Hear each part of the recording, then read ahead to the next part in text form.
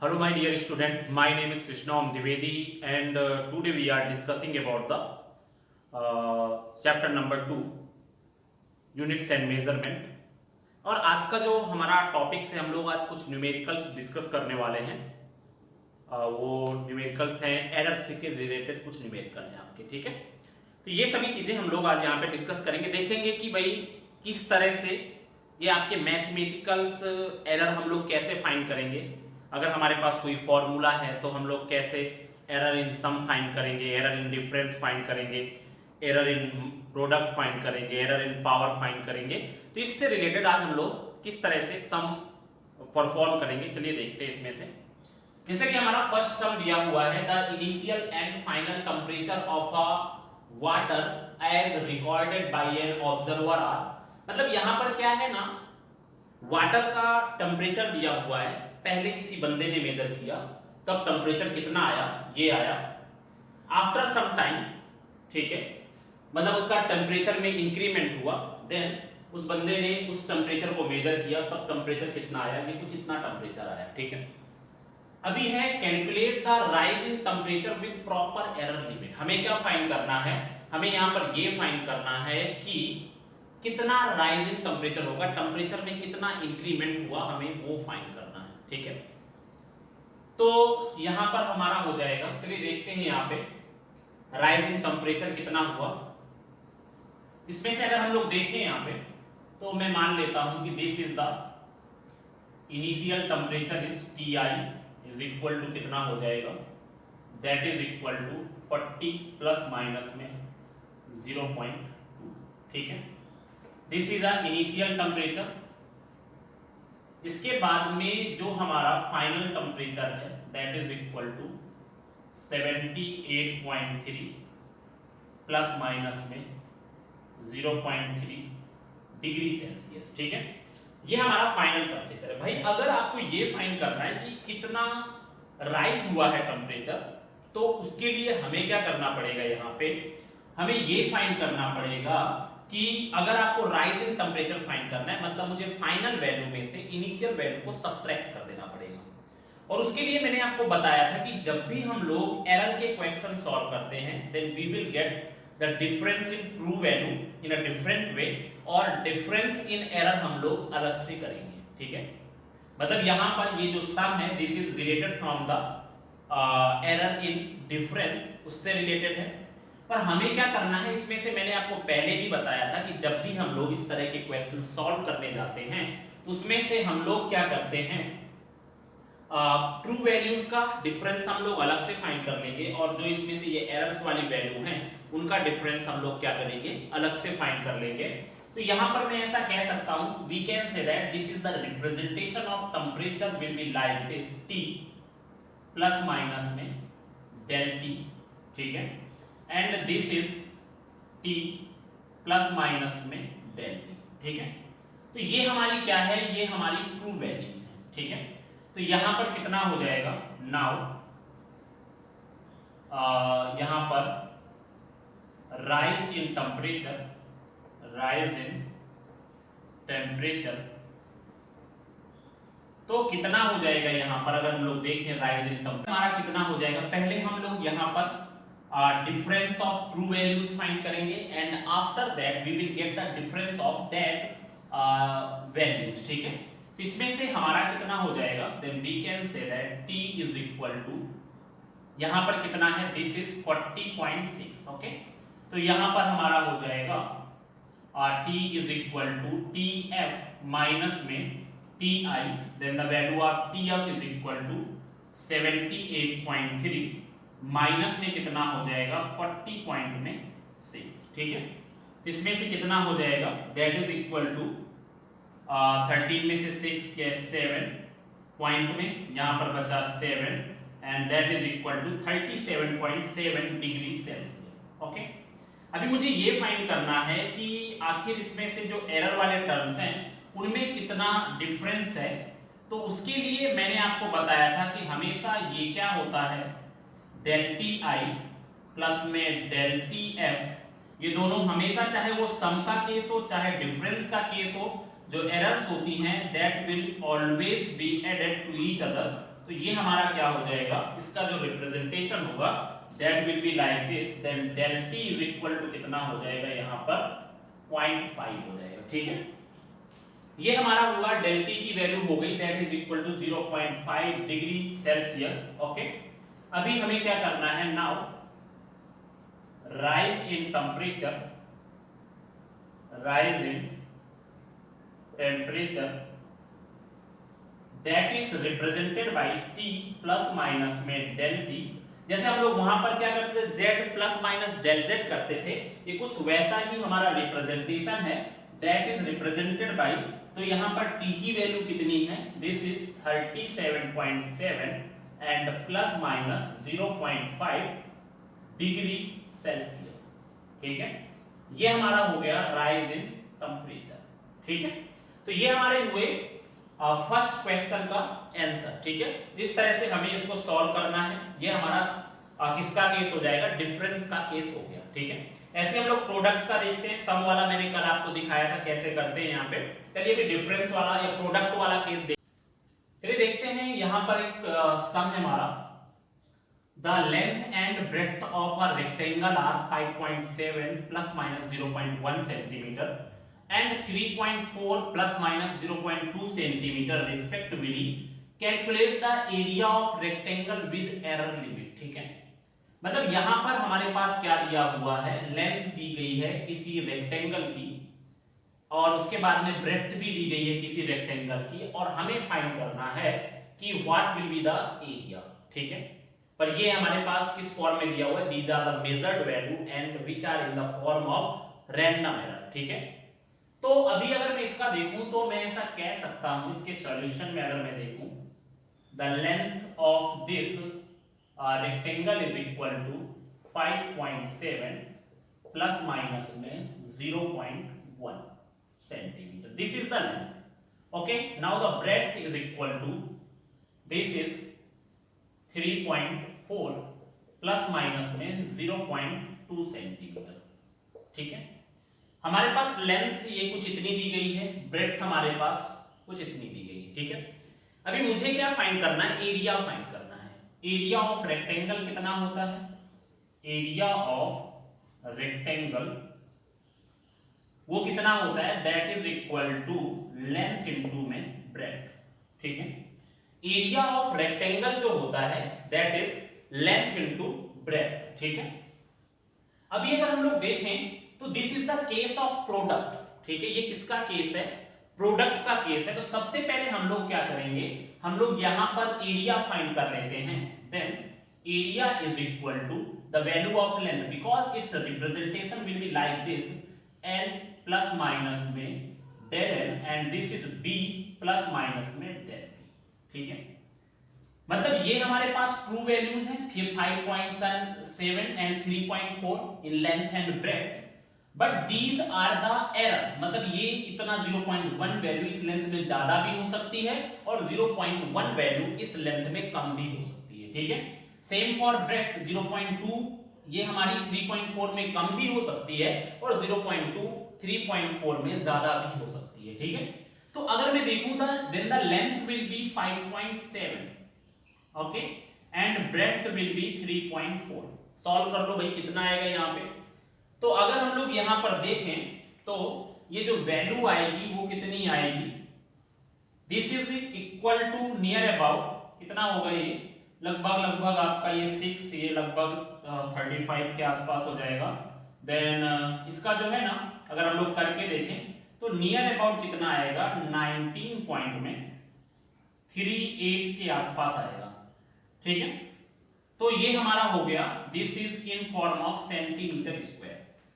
तो ये हमारा ट्रू वैल्यूज के अकॉर्डिंग, हमारा रियल में जो एरिया होना चाहिए था वो कितना होना चाहिए था, नियर अबाउट, एक बार करके देख लो भाई, रॉन्ग तो नहीं है।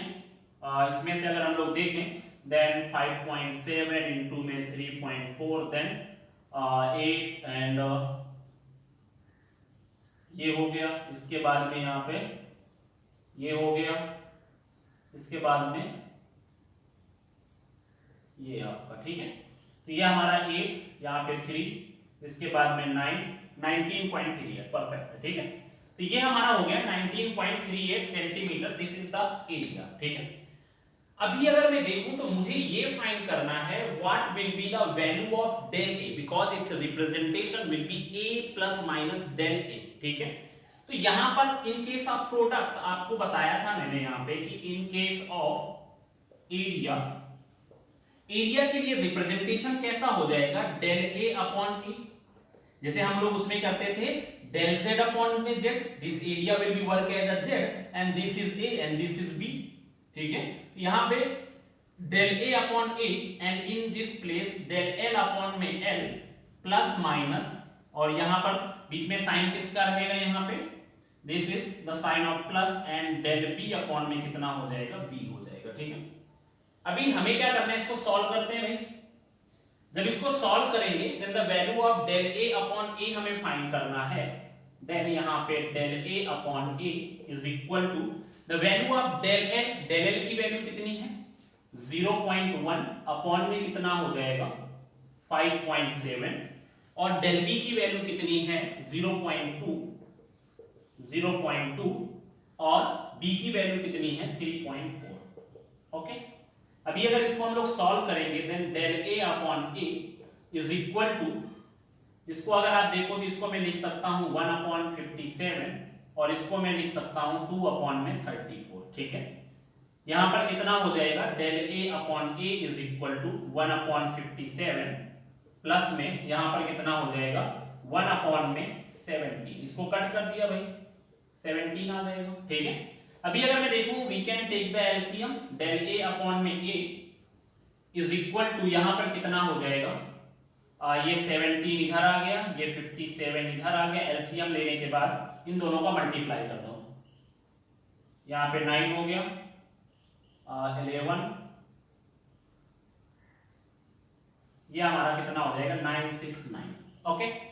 ये हमारी वैल्यू हो गई डेल ए अपॉन ए की वैल्यू। यहां पर मैं कुछ इस तरह से कर सकता हूं, del A upon A is equal to यहां पर कितना हो जाएगा 4 और यहां पे ये 74 बाई में 969, ठीक है। Now we want to find this is the value of del A upon A. मुझे किसकी वैल्यू फाइंड करनी है, मुझे फाइंड करनी है सिर्फ डेल ए की वैल्यू को फाइंड करना है। तो यहां पर कितना हो जाएगा del A, the value of A is 19.38 is equal to 74 upon में 969, okay। then the value of del A is equal to 74 into में 19.38 upon में 969, ठीक है। तो इसका आंसर कितना हो जाएगा, that will be near about 1.48, ठीक है। ये जो वैल्यू आएगी its solution will be near about 1.48 हो जाएगा। then यहां पर हमारा जो एरिया ऑफ रेक्टेंगल हो जाएगा, area of rectangle, okay, area of rectangle जो हुआ that is represented by A plus minus में del A, then that is equal to the value of A is equal to कितना है 19.38 plus minus में यहां पर कितना है 1.48, ठीक है। This is in form of centimetre square, ठीक है। इसको कैसे रिप्रेजेंट करोगे, then the area will be 19.38 plus minus में कितना हो जाएगा यहां पे 1.48 सेंटीमीटर स्क्वायर। अगर आप इसको क्या कर दो, थोड़ा सा स्टैंडर्डाइज्ड फॉर्म में रिप्रेजेंट कर लो, तो यहां पर कितना हो जाएगा, because this value is less than 5, then this is near about 19 plus minus में 1.5 centimetre square. This is the area of rectangle, ठीक है। तो इस तरह से ये हमारा किसका हो गया, इस तरह से हमारे जो सम आएंगे प्रोडक्ट वाले सम कुछ इस तरह से आएंगे, ठीक है। तो ये हमारा हो गया सेकंड क्वेश्चन का सॉल्यूशन, ओके। चलिए अभी देखते हैं ये third question. If there is a positive error of 50% in the measurement of velocity of a body, ठीक है। मतलब इसमें ये बता रहा है कि अगर आप किसी भी जगह पे वेलोसिटी का मेजरमेंट कर रहे हो तो हमें 50% एरर उस वेलोसिटी के मेजरमेंट में मिल रही है, ठीक है। Find the error in the measurement of kinetic energy, मतलब कि हम लोग सिंपली ऐसा कह सकते हैं कि when any body will be moving with some velocity, then we are measuring the velocity of that body, then we are getting some error and that error is 50%, ठीक है। तो अगर बॉडी मूव कर रही है तो उसकी वजह से कुछ काइनेटिक एनर्जी प्रोड्यूस होगी and we want to measure the error in the kinetic energy, ठीक है। मतलब कि यहाँ पे मैं ऐसा कह सकता हूँ कि वेलोसिटी में कुछ एरर है तो उस एरर का इफेक्ट हमारी एनर्जी में कितना पड़ेगा, ठीक है। चलिए देखते हैं यहाँ पर। अगर हम लोग यहाँ पे ये देखें तो सबसे पहले तो इन क्वेश्चंस को सॉल्व करने के लिए आपको पूरी तरह से बहुत सारे फॉर्मूले पता होने चाहिए। What is the formula for potential energy, what is the formula for kinetic energy, what is the formula for work done. तभी आप इनके डायमेंशनल फॉर्मूला भी फाइंड कर सकते हो, तभी आप इनकी एरर भी फाइंड कर सकते हो, ठीक है। जैसे कि अगर मैं देखूं तो मुझे यहां पर फाइंड करना है एरर इन काइनेटिक एनर्जी। तो हमें पता है सबसे पहले तो ये दिया हुआ है 50% error in the measurement of velocity. जब भी ये परसेंटेज में दिया जाएगा तो इसका रिप्रेजेंटेशन क्या होगा, चलिए देखते हैं। यहां पर इसका जो ये वैल्यू दी गई है, this is the percentage error in velocity. हमेशा जो है ना, जब परसेंटेज एरर का रिप्रेजेंटेशन होता है, मैंने आपको पहले भी बताया था जब हम लोगों ने रैंडम एरर पढ़ी थी, रैंडम एरर को मैंने 4 पार्ट में डिवाइड किया था। तो उसमें मैंने देखा था कि absolute error, average absolute error, relative error या फ्रैक्शनल एरर, और लास्ट में था हमारा परसेंटेज एरर, ठीक है। तो ये पोर्शन किसको रिप्रेजेंट कर रहा है, this is representing the relative error और फ्रैक्शनल एरर, और ये 100 का मल्टीप्लाई कर दिया, then this is used to represent the percentage error.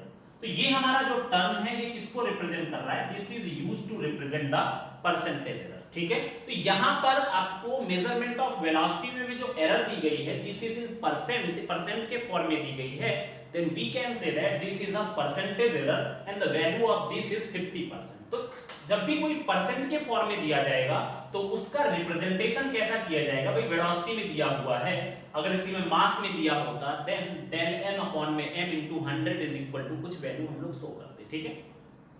अभी देखो हमें यहाँ पर काइनेटिक एनर्जी में एरर फाइंड करनी है। जब भी कोई बॉडी एक जगह से दूसरी जगह पर मूव करती है तो आप यहां पर देखोगे when the body will be moved then you will get some changes in the velocity not in mass, ठीक है। जब बॉडी एक जगह से दूसरी जगह पर जाती है तो उसमें जो है ना, जो भी आपके चेंजेस होंगे वो आपकी वेलोसिटी में चेंजेस होने वाले हैं, क्योंकि हमारी वेलोसिटी कंटिन्यूअसली में वेरी कर रही है, पर मास जितना पहले था उतना ही आपको स्टार्टिंग में भी एंडिंग में भी कंसीडर करना पड़ेगा, ठीक है। इसका मतलब हमें यहाँ पर मास के मेजरमेंट में कोई भी कैलकुलेशन नहीं करना है, या मास का जो मेजरमेंट होता है वो हमें क्या करना पड़ेगा, यहाँ पर there have not any changes in the mass, और जो वैल्यू कांस्टेंट होती है उसकी एरर हम लोग 0 ही कंसीडर कर लेते हैं। जैसे कि कभी भी कांस्टेंट वैल्यूज में कोई भी एरर नहीं होती, जैसे कि कुछ कांस्टेंट वैल्यूज हैं सच एज 1 2 3 4, इनको हम लोग एरर में कंसीडर नहीं करते हैं, क्योंकि भाई नॉर्मल सी वैल्यू, ये फिक्स वैल्यूज हैं और इनमें कोई भी एरर नहीं होगी, ठीक है। अगर मैं यहाँ पर पाई कंसीडर करूं, पाई की वैल्यू सेम है, इसको भी हम लोग एरर में कंसीडर नहीं करेंगे। तो इनकी मतलब ऐसी अगर कोई भी वैल्यूज आती हैं तो उनको हम लोग एरर से दूर ही रखते हैं, उनका कैलकुलेशन हम लोग कंसीडर ही नहीं करते एरर के फॉर्मूले में, ठीक है। अभी देखो भाई, तो हमारी जो काइनेटिक एनर्जी का फार्मूला है ये हमारे पास गिवन दिया है, मतलब ये हमारे पास गिवन है, इतनी वैल्यू हमें दी गई है। हमें क्या फाइंड करना है, हमें सबसे पहले तो ये पता होना चाहिए कि आखिर काइनेटिक एनर्जी का फॉर्मूला क्या होता है, ठीक है। Then kinetic energy is equal to कितना हो जाएगा, होता क्या है 1/2 मास इनटू में वेलोसिटी का square. Kinetic energy is equal to 1/2 into mass into velocity का स्क्वायर, ठीक है। ये हमारा हो गया काइनेटिक एनर्जी का फॉर्मूला, ठीक है। अभी मुझे क्या करना है, मुझे इसको, because this is in the form of product and this is in the form of power, ठीक है। मतलब अगर मैं इसको देखूं तो ये पावर के फॉर्म में, अगर मैं दोनों को कंसीडर करूं तो ये प्रोडक्ट के फॉर्म में है। इसका मतलब यहां पर दोनों कंडीशंस हमें अप्लाई करनी पड़ेगी।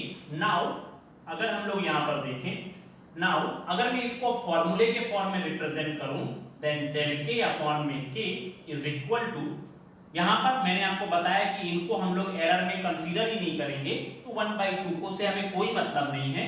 नाउ del m अपॉन में m प्लस में मैंने आपको बताया है जब भी कोई भी पावर होगी तो पावर हमेशा क्या हो जाएगी, आगे आ जाएगी, and this one will be del v upon में v। ठीक है, ये मैंने पूरे के पूरे फॉर्मूले प्रीवियस लेक्चर में बताए थे, उसी के अकॉर्डिंग हमें यहाँ पे सॉल्व करना है। ठीक है, del k अपॉन में k, तो ये हो गया हमारा del k अपॉन k।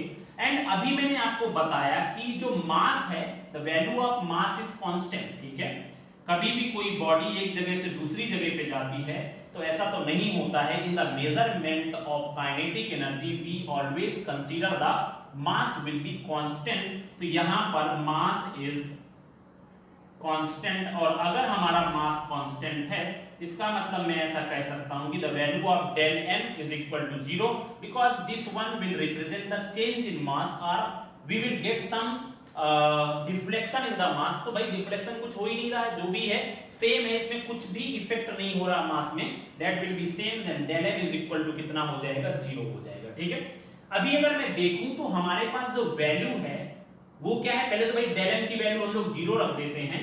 जब हमने del m की वैल्यू 0 रख दी तो अभी हमारे पास बचा क्या यहाँ पर 2 del v अपॉन में v। देखो ऐसा जरूरी नहीं है कि हर जगह del m 0 ही हो, अगर उसने ऐसा कुछ बोल दिया होता कि in the measurement of mass there have some error, तो हमें वहां पे कंसीडर करना पड़ता, पर इसने यहाँ पर सिर्फ वेलोसिटी के मेजरमेंट में एरर को न्यूमेरिकल में शो किया हुआ है, बाकी उसने दूसरी चीजें कंसीडर नहीं की हुई हैं। तो इस वजह से यहाँ पर हमें मास के बारे में कंसीडर ही नहीं करना है। भाई हम लोग ऐसा सपोज कर लेंगे कि in the measurement of kinetic energy there have not any effect of mass. ठीक है, मास विल बी सेम। ठीक है, the kinetic energy only will be affected by this velocity. ठीक है, अगर मास में दिया गया होता तो हम लोग यहाँ पर मास के बारे में कंसीडर करते। ठीक है, तो अभी हमारे पास बचा है del k upon k is equal to 2 into del v by v।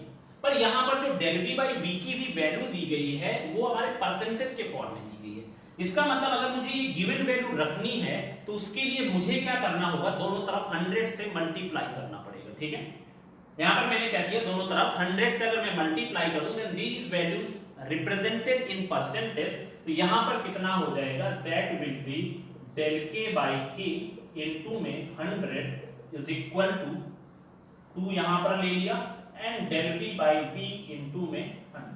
ठीक है, ये हमारा हो गया। देखो भाई ये जो 100 है ना, ये सिर्फ किसको रिप्रेजेंट कर रहा है, परसेंटेज को रिप्रेजेंट कर रहा है, इसका और कोई ज्यादा रोल नहीं है यहाँ पे। ठीक है, when we have any quantity in percentage then we have to represent these quantity by using del v upon v into 100। ठीक है, तो परसेंटेज में दिया होता है, इसी वजह से हमने यहाँ पर 100 का मल्टीप्लाई किया है। देन del k upon में k into में 100 is equal to 2, the value of this is 50%। ठीक है, the value of this is 50, then we can say that del k upon k into में 100 is equal to this is 100। ठीक है, तो यहां पर आपका क्या हो जाएगा, then error in the, आप इसको इस तरह से भी रिप्रेजेंट करते हो, अगर आप 100 हटा दोगे then यहां पर कितना हो जाएगा, del k upon k is equal to कितना हो जाएगा, या डायरेक्टली आप इसको ऐसे ही डायरेक्टली लिख दीजिए यहाँ पे, now error in kinetic energy is equal to 100%। ठीक है, अगर मतलब यहाँ पर वेलोसिटी के मेजरमेंट में 50% की एरर आ रही है तो 100% in the measurement of energy we will get 100% error. तो ये हमारा एक मैंने एग्जांपल सॉल्व किया जिसमें से ये पता चल रहा है कि हम लोग पावर्स वाले सम कैसे सॉल्व करेंगे। ठीक है, तो ये हमारा कुछ ऐसा वे होगा इनको सॉल्व करने का, आपको इससे बहुत सारे क्वेश्चंस मिलेंगे, इस तरह से हम लोग ऐसे क्वेश्चंस को सॉल्व कर सकते हैं। ठीक है, तो ये हुआ हमारा थर्ड सम। आज हमने यहाँ पर देखा कि हम लोग डिफरेंस वाले एरर इन डिफरेंस कैसे सॉल्व करेंगे। If we have any sum related to error in difference then how we can solve this, and after that how we can solve the question which are related from error in product, and how we can solve those questions which are related from error in powers। तो कुछ इस तरह से सबके मैंने one example लिए, तो इस तरह से हम लोग इनको सॉल्व कर सकते हैं। ठीक है, चलिए देखते हैं यहाँ पे हमारा एक फोर्थ सम है। ये क्या थोड़ा डिफरेंट है, इसमें से हमें फाइंड करनी है what will be the error in resistance. ठीक है, मतलब देखो इसमें ना तो कुछ a प्लस माइनस डेल ए के फॉर्म में कोई वैल्यू दी गई है, मतलब यहाँ पर कोई भी मेजर्ड वैल्यू के फॉर्म में कुछ भी नहीं दिया गया है, तो आखिर इसमें हम लोग एरर कैसे फाइंड करेंगे। चलिए देखते हैं क्वेश्चन क्या है हमारा।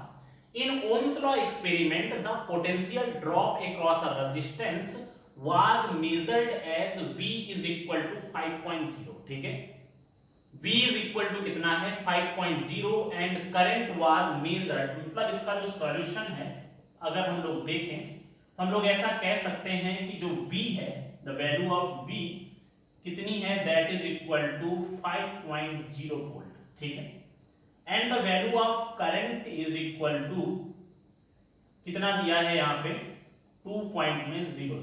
ठीक है, the value of current is equal to कितना दिया है 2.00 एम्पियर। अभी इसमें फाइंड करना है यहाँ पर find the maximum permissible error in resistance. ठीक है, हमें रेजिस्टेंस में एरर फाइंड करनी है। अब ऐसे क्वेश्चंस हम लोग कैसे सॉल्व करेंगे, तो हम लोग ऐसा कर सकते हैं यहाँ पे कि अगर मुझे रेजिस्टेंस में एरर फाइंड करनी है तो इसके लिए सबसे पहले तो हमें यहाँ पर डेल वी और डेल आई की वैल्यू पता होनी चाहिए। मैंने आपको एक टर्म रिप्रेजेंट किया था प्रिसीजन। ठीक है, अगर आप यहाँ पे ध्यान से देखो तो आपको ये पता होगा कि जो हमारा वोल्टेज है वो कितना मिनिमम वैल्यू के साथ मेजर किया जा रहा है, what is the limit of volt meter in which the voltage will measure and what is the limit of ammeter in which the ammeter will measure the current. ठीक है, मतलब अगर आप यहां पर देखो दिस इज 5.0, इसका मतलब यहां पर जो वैल्यूज बढ़ रही होंगी, अगर आप देखो थोड़ी देर में तो यहां पर अगर थोड़ा सा और इंक्रीमेंट होता then that value will be 5.1, 5.2, 5.3। इसका मतलब हर बार इंक्रीमेंट कितना हो रहा है 0.1 का इंक्रीमेंट हो रहा है। It means the value of the precision of voltmeter will be del V is equal to 0.1 volt। ठीक है, मतलब यहां पर जो भी आपकी एरर आएगी वो कितनी आएगी 0.1 की आएगी। मैंने आपको बताया कि भाई अगर आगे की वैल्यू को आप मेजर करोगे देन 5.0 के बाद कौन सी वैल्यू आएगी 5.1 आएगी, बिकॉज यहां पर पॉइंट के बाद सिर्फ 0 है। अगर यहीं पर पॉइंट के बाद डबल 0 होता then its precision will be 0.001।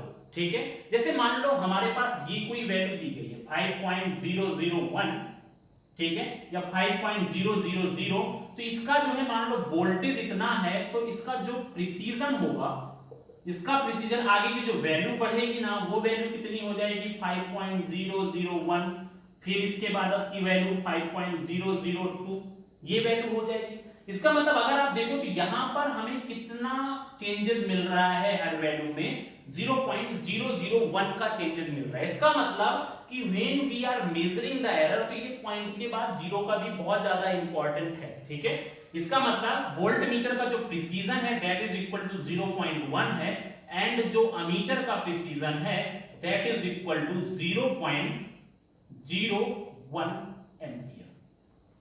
Okay, then we can say that the value of del V is equal to this and the value of del I is equal to 0.01। ठीक है, क्योंकि आगे जो current की value होगी that is equal to 2.01। ठीक है, जो हमारी आगे की वैल्यू होगी वो 2.01 होगी, अभी की वैल्यू क्या है 2.00 है, then its difference will be 0.01। ठीक है, and this is the value of current. ठीक है, तो ये हमारे पास हो गई डेल आई की वैल्यू और डेल वी की वैल्यू। अभी मुझे फाइंड क्या करना है, रेजिस्टेंस फाइंड करना है। तो आपको पता है अकॉर्डिंग टू ओम्स लॉ या फ्रॉम ओम्स लॉ, अगर हम लोग यहां पर देखें ओम्स लॉ के अकॉर्डिंग तो इसमें से कितना हो जाएगा, यहां पर हम लोग ऐसा कह सकते हैं, हमें पता है कि V is equal to I R होता है। V इज इक्वल टू कितना होता है आई आर होता है, then R is equal to कितना हो जाएगा V अपॉन आई। ठीक है, अभी अगर मैं यहां पर देखूं तो R इज इक्वल टू इसको क्या रख सकता हूं B अपॉन में I की पावर -1। ठीक है, होता क्या है ना कि अगर मैं यहां पर ध्यान से देखूं तो ये भी किस फॉर्म में हो गया, ये भी हमारा प्रोडक्ट के फॉर्म में हो गया, और पावर चाहे माइनस हो चाहे पावर हमारी प्लस हो, यहां पर हमेशा जो साइन रहेगा that will be always in plus. ठीक है, मतलब यहां पर कभी भी ये मत सोचना, अगर हम लोग यहां पर देखें तो एरर के मेजरमेंट में हमारा माइनस का साइन कहीं आता ही नहीं। ठीक है, तो यहां पर अगर आप देखो तो ये ऐसा जरूर है कि वी आई की power -1, but this one will be represented as V I, यहां पर वी आई की पावर, इसका जो रिप्रेजेंटेशन आएगा अगर मैं इसको एरर के फॉर्मूले के फॉर्म में लिखूं, then its formula will be del R upon R. ठीक है, और इसमें कितना हो जाएगा, इसमें अगर हम लोग देखें तो ये जो वैल्यू हो जाएगी r इज इक्वल टू, यहां पर कितना आएगा डेल v अपॉन में v, और इसमें कितना हो जाएगा डेल i अपॉन में i। ठीक है, ऐसा करते हैं, पहले तो हम लोग यहां पर r की वैल्यू भी फाइंड कर देते हैं। ठीक है, r की वैल्यू कितनी हो जाएगी भाई, यहां पर अगर हम लोग देखें then the value of r is equal to, b की वैल्यू कितनी है 5 है और i की वैल्यू कितनी है 2 है, then the value of r is equal to 2.5 ohm. ठीक है, this is the value of r। ठीक है, अभी मुझे क्या करना है, यहाँ पे डेल r की वैल्यू को रिप्रेजेंट करना है, then the value of del r is equal to कितना हो जाएगा यहाँ पर अपॉन में r, the value of del v is equal to 0.1, the value of v is equal to 5.0, plus में the value of del i is equal to 0.01, upon में कितना हो जाएगा यहाँ पर i की वैल्यू कितनी है 2.00। ठीक है, नाउ डेल r अपॉन में r इज इक्वल टू कितना हो जाएगा, that is equal to 0.1 upon में 5, तो ये जो वैल्यू हो जाएगी वो कितनी हो जाएगी, that is equal to 0.02। Okay, और ये जो हमारी वैल्यू हो जाएगी दैट इज इक्वल टू 0.005। ठीक है, ये वैल्यू हो जाएगी, then the value of del r upon में r इज इक्वल टू 0.025। ठीक है, this is the value of del r upon r। अगर मुझे क्या करना हो, इसी वैल्यू को परसेंटेज के फॉर्म में रिप्रेजेंट करना हो, तो मैं क्या करूंगा यहाँ पर del r upon r into में 100 इज इक्वल टू कितना हो जाएगा 0.025 इनटू में 100। ठीक है, तो यहाँ पर कितना हो जाएगा, then the percentage error in the resistance will be, कितना हो जाएगा यहाँ पर, दैट इज इक्वल टू 2.5%। ठीक है, तो इसका मतलब देन एरर इन रेजिस्टेंस कितना हो जाएगा यहाँ पर, error in resistance that is equal to r plus minus में डेल r, तो यहां पर जो कि किस फॉर्म में है, परसेंटेज के फॉर्म में है, तो यहां पर मैं डायरेक्टली ऐसा रिप्रेजेंट कर सकता हूं, the value of r is 2.5 and plus minus में यहां पर कितना हो जाएगा, दैट इज इक्वल टू 2.5%। ठीक है, तो ये हमारी हो गई, और ये किस फॉर्म में होगी, this is in form of Ohm. ठीक है, तो ये हमारा हो गया एरर इन रेजिस्टेंस। तो अगर आपको डिवाइड का केस मिलता है, पावर का केस मिलता है या मल्टीप्लाई का केस मिलता है, तो उसमें से हमें वही केस अप्लाई करना है, प्रोडक्ट वाला केस अप्लाई करना है, that will be del z upon z is equal to del a upon a plus में डेल a b अपॉन में b।